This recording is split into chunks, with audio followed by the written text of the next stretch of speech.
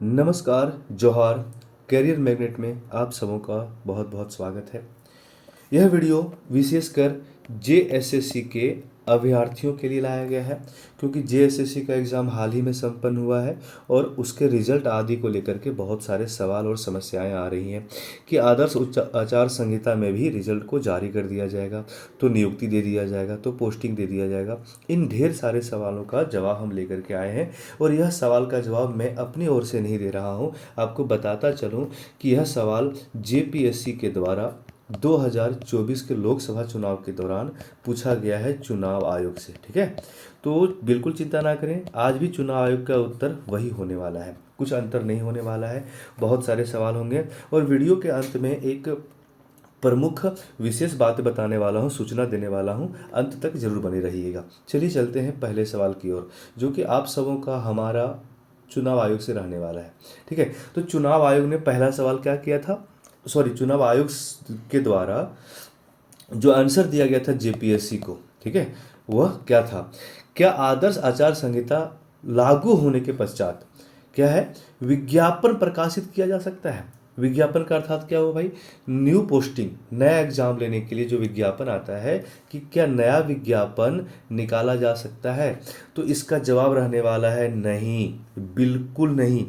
किसी भी प्रकार का नया विज्ञापन आप नहीं निकाल सकते हैं, नई नियुक्तियों के लिए विज्ञापन आप नहीं निकाल सकते हैं।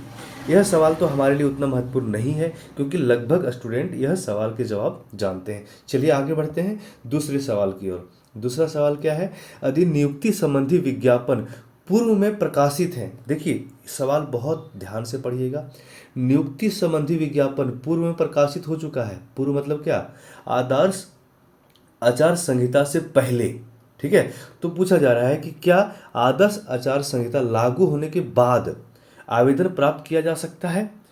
अगर प्रकाशित आपने पहले कर दिया है विज्ञापन, तो आप आवेदन ले सकते हैं, आप आवेदन ले सकते हैं। देखिए इसका उत्तर क्या होने वाला है? हाँ, बिल्कुल बिल्कुल आप आवेदन ले सकते हैं और आवेदन ले करने की प्रक्रिया आप शुरू कर सकते हैं, जारी रख सकते हैं और आगे बढ़ा सकते हैं।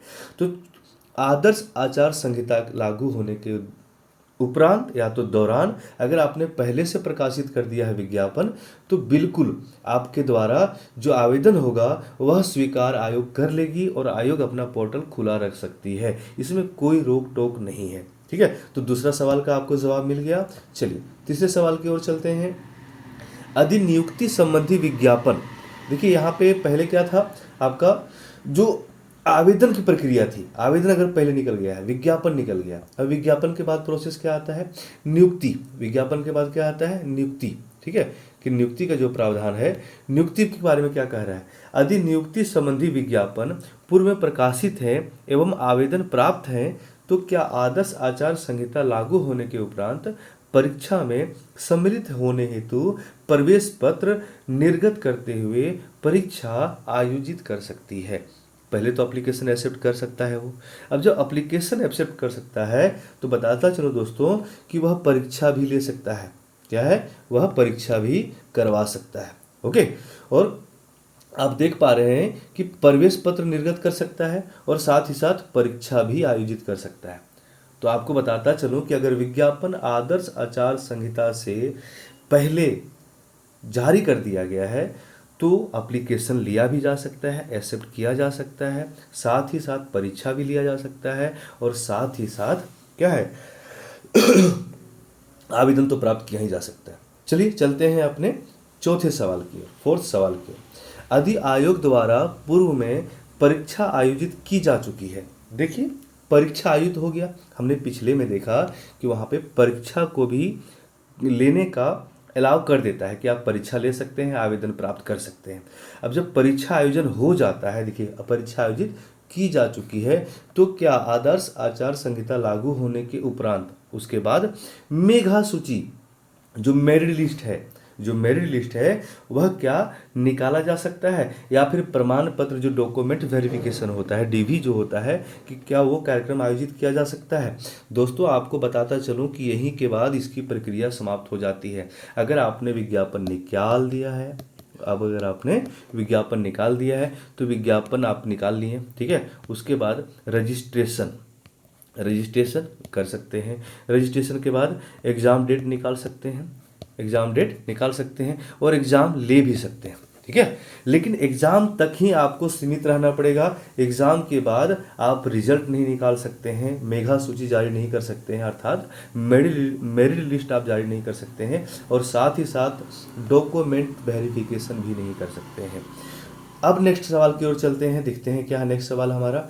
यदि आयोग के द्वारा सामान्य मेधा सूची के आधार पर अल्प सूचीबद्ध अभ्यर्थियों के प्रमाण पत्रों का जांच कार्यक्रम आयोजित किया जा चुका है। देखिए क्या लिखा है, बहुत अच्छा सवाल है ये, इसको ध्यान से देखिए कि यदि आयोग के द्वारा सामान्य मेधा सूची के आधार पर, क्या है, सामान्य मेधा सूची के आधार पर अल्प सूचीबद्ध अभ्यर्थियों के प्रमाण पत्रों का जांच कार्यक्रम आयोजित किया जा चुका है, तो क्या आदर्श आचार संहिता लागू होने के उपरांत परीक्षा फल प्रकाशित किया जा सकता है। देखिए प्रक्रिया अगर यहाँ तक आई है तब भी आप रिजल्ट जारी नहीं कर सकते हैं। सवाल क्या है कि परीक्षा फल प्रकाशित करना बिल्कुल नहीं किया जा सकता है। आपने आज जितना प्रोसेस किया है आप रोक लीजिए।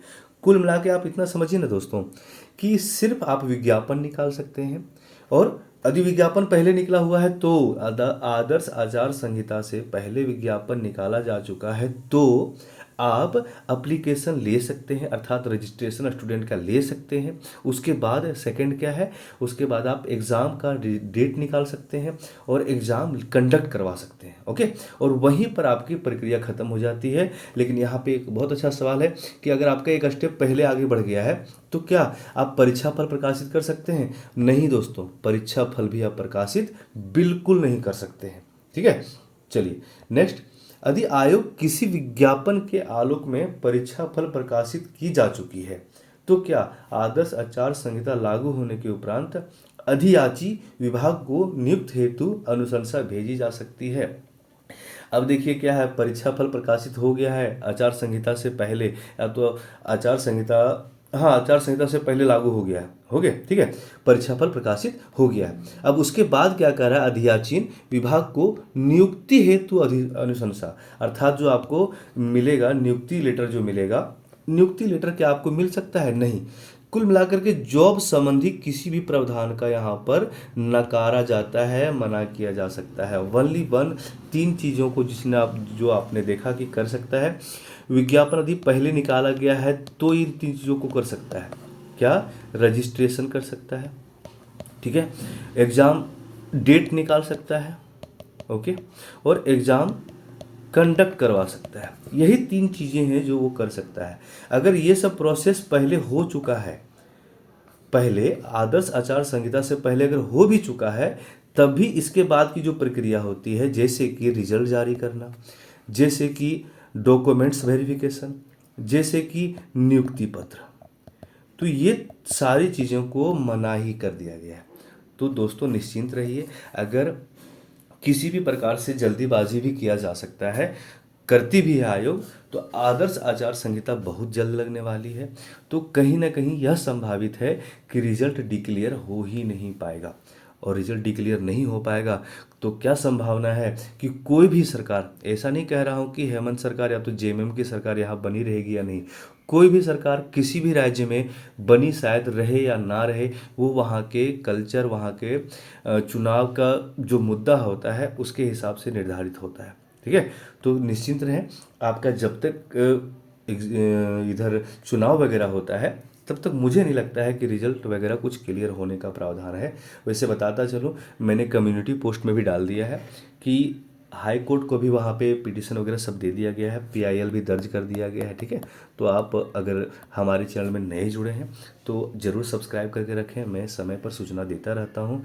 और देखिए यही वो विज्ञापन है, यही वो प्रावधान है जिसके अंतर्गत मैं बात कर रहा था। यहाँ पे 6 सवाल हैं, इन्हीं 6 सवालों के बारे में मैंने बात किया, तो निश्चिंत रहें, मैं बिल्कुल सही बता रहा हूँ, इस बात का विश्वास करें।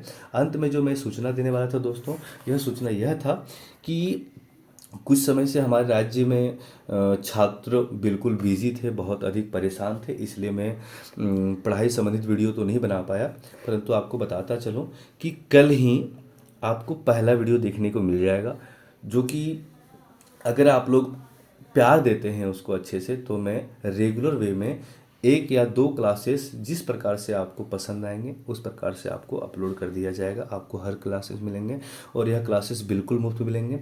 और आपको एक और सूचना देना है कि कैरियर मैग्नेट करके ही हमारा एक टेलीग्राम चैनल है, तो आप टेलीग्राम चैनल से भी जुड़ जाएं।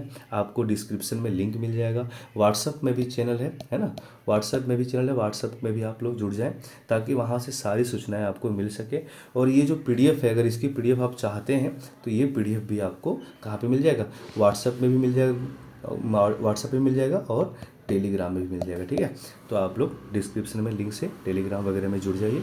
और अगर आप लोग को वीडियो पसंद आता है, जानकारी पसंद आ रहा है, तो सब्सक्राइब करना बिल्कुल ना भूलें। ठीक है, और वीडियो को लाइक कर दें। आज के लिए बस इतना ही और पुनः मिलते हैं अगली कक्षा में। तब तक के लिए जोहार, नमस्कार, शुभ रात्रि।